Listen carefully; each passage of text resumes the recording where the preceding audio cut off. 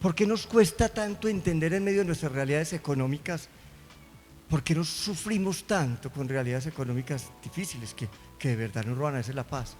Porque no hemos reconocido que Dios es nuestra riqueza, que solo Dios basta. Quien a Dios tiene nada le falta. Y cuando uno empieza a ver en Dios la riqueza, los 20 pesos que tuvo le rinden como si fueran 100. No sabe cómo, pero eso pasa así. Y empieza a llegar unas cosas que uno dice, ¿por dónde? Porque Dios no deja de cuidar a sus hijos. Porque nos duele tanto que alguien nos haya dejado en una relación afectiva. Porque nos cuesta reconocer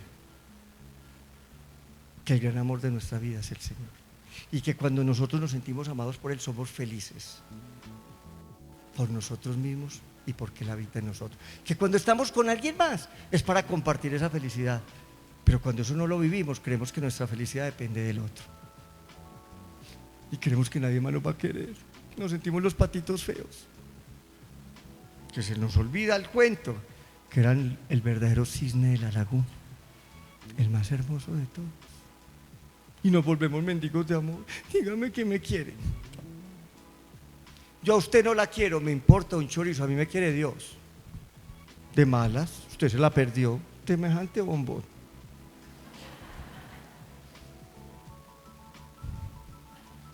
¿Qué? Miren que muchos de los sufrimientos es porque decidimos cargar cosas que le podemos entregar a Dios para que Él sea nuestra salvación. Nuestra salvación. Esa persona que te lastimó, ¿por qué la sigues cargando? ¿Por qué la sigues cargando? Entréguela al Señor. Señor, pero de corazón. Señor, te entrego este hijo de madre. No, Señor, te entrego con nombre propio. Te lo entrego y te entrego el dolor que me causó. Yo les contaba a alguien ahorita algo sobre Mandela, que es una anécdota real. Mandela entra a un restaurante y un señor se pone pálido cuando lo ve. Todos los escoltas le dijeron, es que reconoció que usted era el presidente. Y dijo, no, es que era uno de mis carceleros. Entonces, ¿usted por qué lo trató con tanta bondad?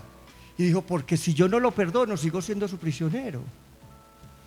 Pero el perdón solo brota de un corazón lleno de amor, lleno de esa capacidad. ¿Por qué voy a seguir cargando resentimientos? Si cada que me acuerdo de él o de ella me da griera, se me desbarata la vida. ¿Por qué? Vino a rescatarnos de nuestro sinsentido. Nuestra vida volviera a tener sentido en Él.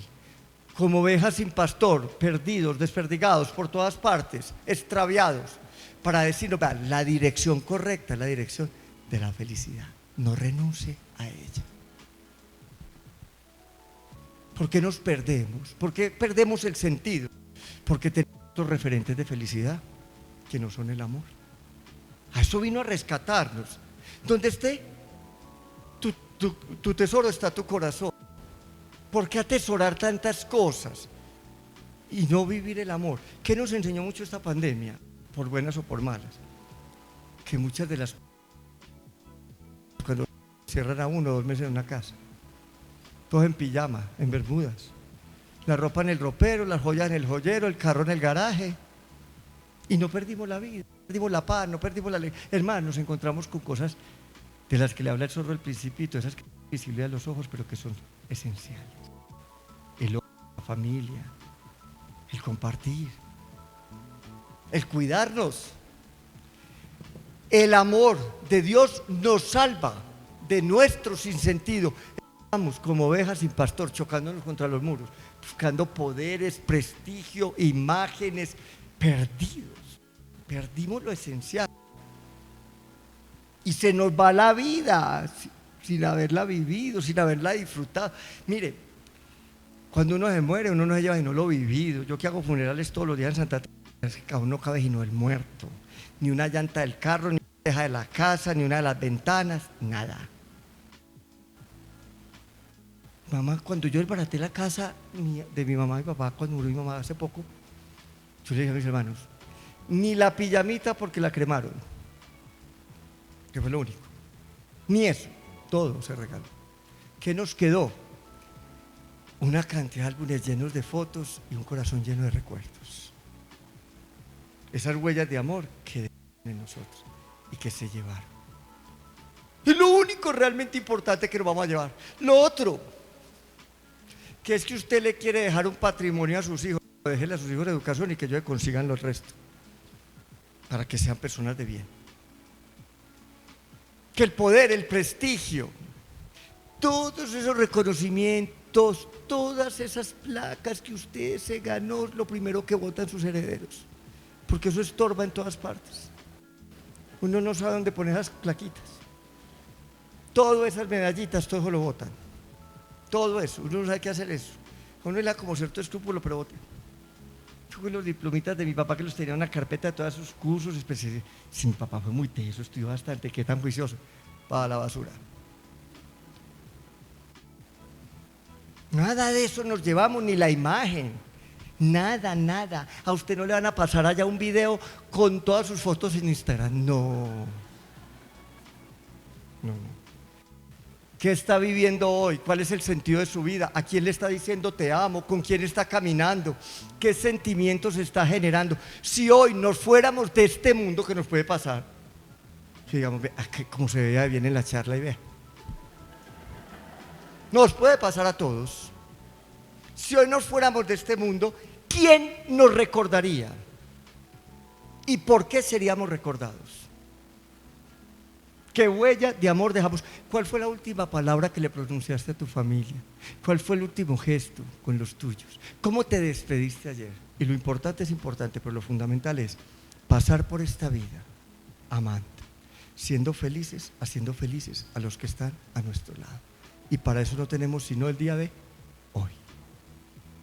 Si usted vino muy berraco con alguien, ahorita lo llama apenas salga esta charla. No para insultarlo, para recordarle, no. Para decirle te amo, póngale un mensajito, te amo, me haces falta, me haces falta. Que no se nos vayan sin haberlos amado con todo el corazón y que no nos vayamos sin haber amado con toda la fuerza. A eso vino Jesús. A rescatarnos de la desesperanza.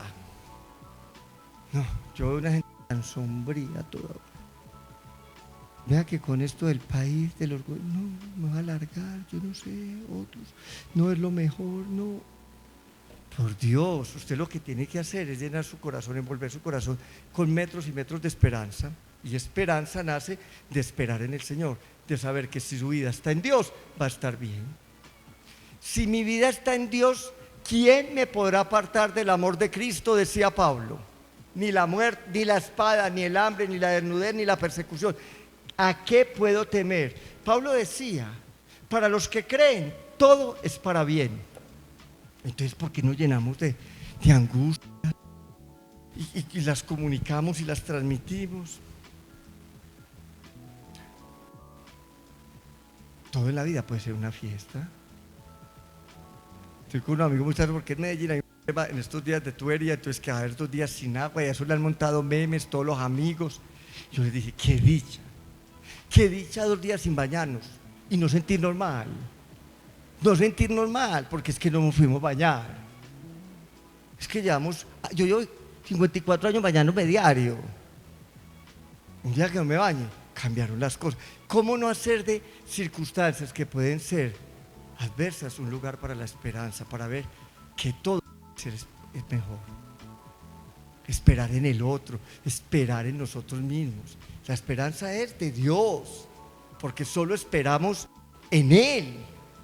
Pero cuando usted espera del otro, cuando usted espera que el otro dé la primera, usted espera del gobierno, usted espera del alcalde, usted espera de su jefe, perdió el año. Espere en el Señor. Cuando nosotros nos van a cambiar, después de cada 3 años, yo voy a ajustar 6 en este. ¿Y para dónde va? Yo, a ver, pero qué pensar, no tengo idea. No sé ni quién va a ser provincial. Pero qué quisiera. ¿Qué espero yo? Lo que Dios quiera. Yo quiero lo que Dios quiera. Mire, a donde me manden hay gente chévere. A donde me manden, Dios es el mismo. Y a donde me manden, la música la pongo yo. ¿Qué es frío? Pues tengo busitos. Calor, me he mandado para Cúcuta, mandé a cortar las camisas. Rico el calorcito. Pero es que así es la vida, no es solo un traslado. Es que viene mañana, es que si yo estoy orando mi vida y estoy abandonado en Dios, ¿a qué puedo temer? ¿Qué me puede quitar la paz?